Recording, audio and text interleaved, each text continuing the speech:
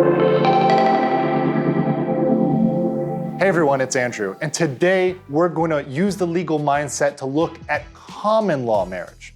Now, what is common law marriage, and how is that different from a traditional marriage? Now, you know what a traditional marriage is. Here comes the bride, the reception, the party, the open bar. Is that just me? Okay. Well, a traditional marriage is typically sanctioned by the state. There's some sort of license or registration or some other way that the state comes and stamps off, puts their seal of approval on that marriage. Now, that used to be between a man and a woman. Now you have civil unions as well as official marriages between a man and a man, woman and a woman, or non-binary in certain jurisdictions. Now, when we talk about common law marriage, we're talking about marriages that are not recognized or officiated by the state. There's no license. There's no registration. And these typically occurred, although not entirely, typically occurred in states that were frontier states. They were states that were far out west. People were settling. People were going there with a wagon and their family, and there was no officials nearby. There was no mayor. They would just live together as husband and wife. They'd have children. But then if one of them passed away, let's say the husband passed away and the wife wanted to take that property and inherit it, there'd be an issue.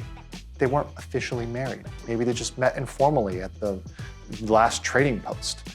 Well, that's where common law marriage came in. Common law marriage said if you've lived together and held yourselves out as husband and wife, we're gonna recognize that. Now, over time, common law has decreased in popularity. Fewer and fewer states use it, but some states still do. 10 states, DC, and Puerto Rico all recognize it. Now, one important principle is that cohabitation is not enough. Let me say that again. Cohabitation, living with somebody, and just living with somebody is not enough to qualify as common law marriage, despite what your uncle might have said. You're practically married to that girl. Probably not. You've also got to go a step further and hold yourself out as husband and wife. Now, what does that mean?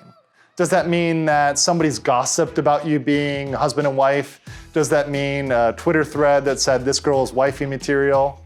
No. It means that your neighbors and community think of you as husband and wife. Is your name on a bill? Is it on Social Security? Is it on any other official forms or paperwork?